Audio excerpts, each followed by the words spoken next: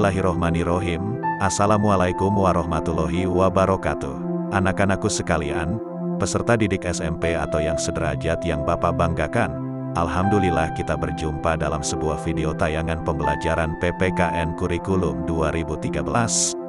Mudah-mudahan hari ini kita tetap diberi kekuatan dan kesehatan oleh Allah Subhanahu wa Ta'ala, sehingga kita tetap bisa beraktivitas sebagaimana biasanya. Amin ya Robbal Alamin. Anak-anakku sekalian, video ini merupakan materi pengayaan dalam bentuk format slide PowerPoint. Tujuan dibuat video ini adalah untuk memperkaya wawasan kalian dalam memahami dan menguasai materi pembelajaran. Video pembelajaran ini dapat digunakan pada proses pembelajaran, baik tatap muka maupun daring. Baiklah, kita mulai slide pertama. Indonesia adalah negara yang berdaulat penuh sejak 17 Agustus 1945. Dengan memiliki kedaulatan, berarti Indonesia berhak sepenuhnya mengatur urusan dalam negeri sendiri. Hal ini jelas berbeda dengan negara jajahan yang urusan pemerintahan, kebijakan politik, ekonomi dan sebagainya ditentukan oleh negara penjajah, sehingga sulit untuk mencapai kemakmuran dan kesejahteraan yang diharapkan rakyat negara tersebut. Sebagai negara yang berdaulat, peran aktif rakyat sangat penting dalam memajukan kehidupan berbangsa dan bernegara. A. Pengertian dan jenis-jenis kedaulatan yang dianut negara Republik Indonesia. 1. Pengertian kedaulatan. Kedaulatan artinya kekuasaan tertinggi.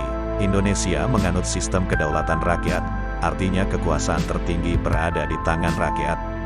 Namun di dalam penyelenggaraannya, kekuasaan itu disalurkan melalui lembaga perwakilan rakyat seperti Majelis Permusyawaratan Rakyat, MPR, Dewan Perwakilan Rakyat, DPR, dan Dewan Perwakilan Rakyat Daerah, DPRD.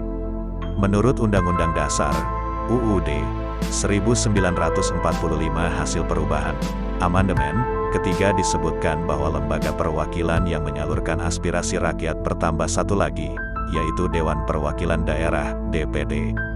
Keberadaan DPD itu untuk lebih mengedepankan otonomi daerah dan menghindari terjadinya pemusatan kekuasaan dan pembangunan di ibu kota. Orang-orang yang duduk di lembaga perwakilan tersebut di atas, dipilih melalui pemilihan umum, pemilu. Di dalam pelaksanaannya, kekuasaan yang ada, diatur oleh hukum yang berlaku. Dalam hal ini lazim disebut rule of law atau Rechtsstaat. Rule of law merupakan istilah yang banyak digunakan oleh negara-negara Anglo-Saxon, sedangkan Rechtsstaat banyak digunakan oleh negara-negara Eropa kontinental. Menurut pengertian ketatanegaraan, rule of law atau Rechtsstaat adalah konsepsi negara hukum. Friedman mengartikannya dalam dua istilah, yakni menurut arti formal dan arti material. Menurut arti formal, rule of law adalah kekuasaan yang terorganisir. Sedangkan menurut arti material adalah ketentuan-ketentuan tentang hukum yang baik dan hukum yang buruk. Indonesia menganut sistem kedaulatan yang berdasarkan hukum. Sebab sistem kedaulatan yang berdasarkan hukum itu memiliki ciri-ciri antara lain adanya pembagian kekuasaan dan sifat demokratisasi konstitusional. Pembagian kekuasaan yang dimaksud meliputi kekuasaan legislatif, eksekutif, dan yudikatif. Wujud kedaulatan ada dua jenis, yaitu kedaulatan ke dalam dan kedaulatan keluar. Kedaulatan ke dalam adalah kedaulatan yang diakui oleh warga negara untuk mengurusi kepentingan dalam negeri tanpa campur tangan asing. Kedaulatan keluar adalah kebebasan untuk menjalin hubungan internasional atau diplomatik dengan negara-negara lain. Sejak awal bangsa Indonesia memperjuangkan kedaulatan, aspirasi disampaikan melalui bentuk pergerakan. Memasuki abad ke-20 bangsa Indonesia yang pada saat itu sedang mengalami penjajahan, mulai menyadari pentingnya merebut kemerdekaan. Pada masa itu disebut sebagai zaman pergerakan nasional, di mana banyak berdiri organisasi seperti Budi Utomo yang lahir pada tanggal 20 Mei tahun 1908.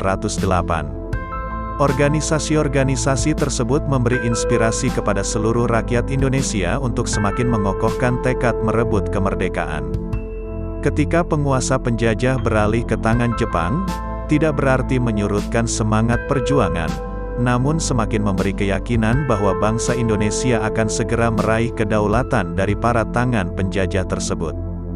Pembentukan BPUPKI Badan Penyelidik Usaha Persiapan Kemerdekaan Indonesia adalah salah satu upaya para tokoh pejuang untuk mempersiapkan kemerdekaan dengan menyusun konsep-konsep kedaulatan yang akan dianut dalam sistem ketatanegaraan Indonesia. Di kemudian hari, BPUPKI berubah nama menjadi PPKI, Panitia Persiapan Kemerdekaan Indonesia. Pergantian nama lembaga ini semakin menumbuhkan semangat para pemuda untuk segera memperoleh kemerdekaan.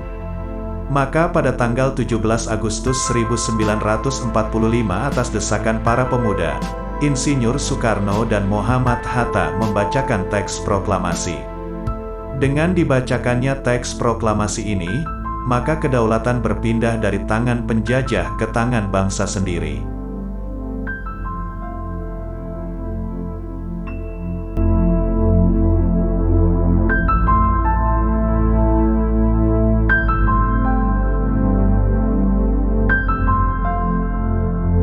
Proklamasi, kami bangsa Indonesia, dengan ini menyatakan kemerdekaan Indonesia. Hal-hal yang mengenai pemindahan kekuasaan dan lain-lain, diselenggarakan dengan cara seksama dan dalam tempo yang sesingkat-singkatnya. Jakarta, 17 Agustus 1945, atas nama bangsa Indonesia, Soekarno, Hatta.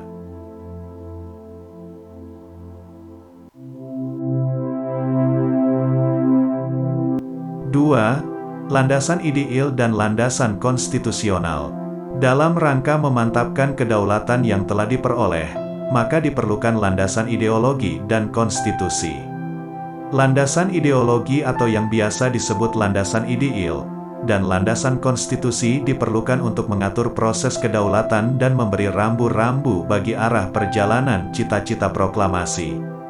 Landasan ideal negara Republik Indonesia yang disepakati adalah dalam bentuk falsafah negara Pancasila. Pancasila lahir dari sifat dan kepribadian bangsa Indonesia. Bangsa Indonesia yang majemuk menyimpan berbagai potensi yang menjadi modal terbentuknya falsafah negara tersebut.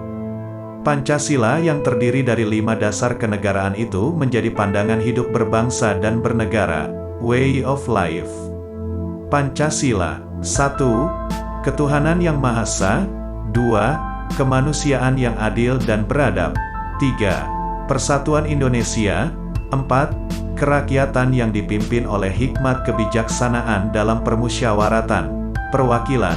5. Keadilan sosial bagi seluruh rakyat Indonesia. Undang-Undang Dasar 1945 menjadi landasan dalam menetapkan bentuk kedaulatan yang sesuai bagi kehidupan bangsa. Kedaulatan rakyat yang kini menjadi pemahaman kita, merupakan pemegang keputusan dalam menetapkan bentuk tujuan negara dan bangsa ini. Hal ini tercermin dalam Pasal 1 Ayat 2 Undang-Undang Dasar 1945 yang berbunyi kedaulatan berada di tangan rakyat dan dilaksanakan menurut Undang-Undang Dasar.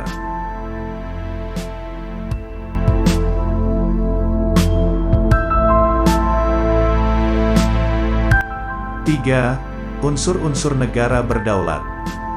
Sebuah negara dapat dikatakan berdaulat jika memenuhi persyaratan sebagai berikut. A. Rakyat. Keberadaan rakyat sebagai penghuni tetap sebuah negara amatlah penting. Merekalah yang mengisi, mengelola, dan mencintai negara, bahkan rela berkorban jiwa dan raga demi tegaknya kedaulatan negara itu. Rakyat adalah pemilik yang sah kedaulatan sebuah negara. B. Wilayah. Tanpa memiliki wilayah, rakyat yang hidup di negara lain tidak bisa menyebutnya sebagai bagian dari negerinya yang berdaulat. Bila tidak sebagai pelancong, maka ia adalah bagian dari pengungsi di sebuah wilayah yang tidak dikuasainya. Wilayah amat penting untuk bermukim dan menghidupi rakyat sebuah negara, sekaligus sebagai simbol keberadaan sebuah negara.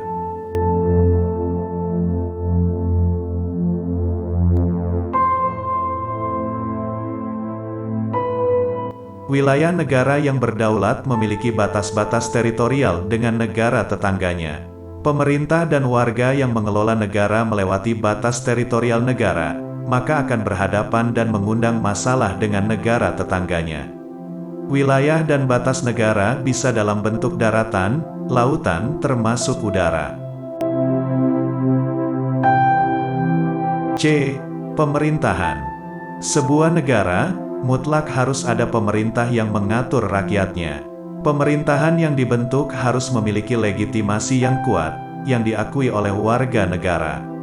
Pemerintahan yang memiliki legitimasi, tentunya dipilih berdasarkan kedaulatan rakyat, yaitu melalui proses pemilihan umum. Pemerintahan diselenggarakan dengan maksud mencapai cita-cita kesejahteraan rakyat, dan melindunginya dari berbagai ancaman, baik dari dalam maupun dari luar negeri. D. Pengakuan dari negara lain. Agar dapat berinteraksi dengan negara lain, maka negara tersebut harus mendapat pengakuan sebagai negara yang berdaulat. Pengakuan dari negara lain sangat diperlukan meskipun tidak bersifat konstitutif, mendasar, melainkan deklaratif, pernyataan. Pengakuan ini tetap penting sebagai pertanda keberadaan negara itu telah diterima oleh negara lain di tingkat internasional.